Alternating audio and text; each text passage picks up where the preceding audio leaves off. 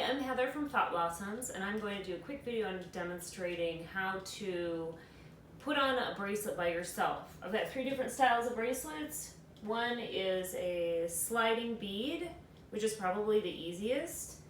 One is a lobster clasp, which is a little bit more difficult, which is what the clasp that most of our bracelets have. And one is our active bracelet, which has a locking stainless steel clasp, basically so that it won't fall off when you're running or riding your bike or in a triathlon or whatever you're doing actively. So I'm going to show you how each of these can be put on by themselves, because I know sometimes they can be a little bit problematic and some people have questions about our locking clasp. So I'll start with the sliding bead. The first bracelet we're going to do is the sliding bead, which you just slide down the cording and you slip it over your hand. It should be large enough to go over your entire hand. And I pin down one end of the cording with my pointer finger, and then I hold on to the other end of the cording with my middle and thumb, and I pull it. Okay? Pull, pull, pull. And it gets a little uneven, so I kind of wiggle this. I might kind of pinch it down, so it's kind of even. And then I do the same thing. Pin it down and pull. So it's not perfectly even, but that's okay. And then kind of pinch it down, pinch it down. And then you have it nice and snug on your wrist. And that's it. To take it off, you just pull the little cord and take it off your wrist.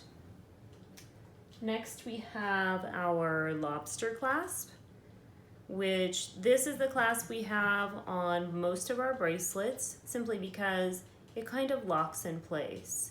That way you're not afraid that it's going to fall off at any time. So to open it, it is helpful if you have fingernails. I always use my fingernail to pull back on the little lever.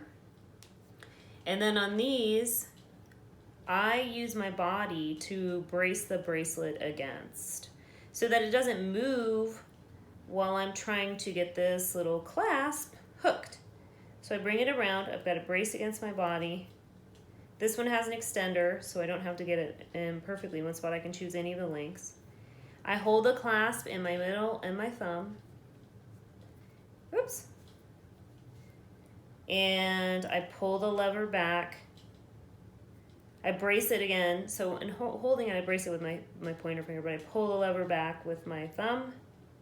And then I hook it on to one of the little links. And that's it. It's on. And then to take it off, same thing. I just pull the lever back, move, and off it goes. Last but not least, we have our active bracelet.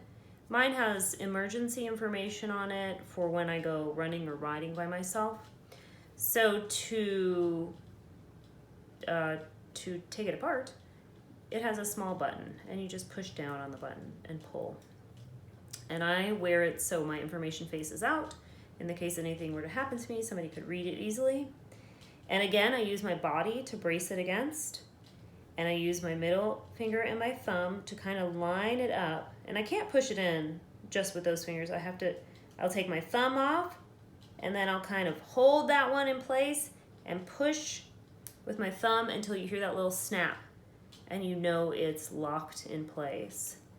And then you're ready to go. Take it off, all you do, press that button. It unlocks. So, that is it. So, I hope that was helpful. I know not everybody has a buddy around to help them put on their bracelet all the time, so that's why I wanted to make this video. We also offer magnetic clasps for those of you who don't even want to mess with any of these lobster and locking clasps. And the question I always get about those is, are they strong? And yes, they are. They're pretty strong for the little tiny magnets that they are. In the 5 or 6 years that I've worn my wrapping bracelets with magnetic clasps, there's only been a couple of random times where they've gotten attracted to something like big and metal and pulled. But I noticed when they pulled. If you have a really active lifestyle, I wouldn't recommend them, but if you're wearing it casually, they're great bracelets and they're super easy to get on and off. But for those of you with active lifestyles, I recommend our active bracelets because they have the locking clasp and it'll give you a little bit more peace of mind. Anyways, if you guys want to see more information or hear more information about jewelry making, jewelry process, jewelry maintenance, and I actually do some health and wellness videos as well, tune into or subscribe to our YouTube channel.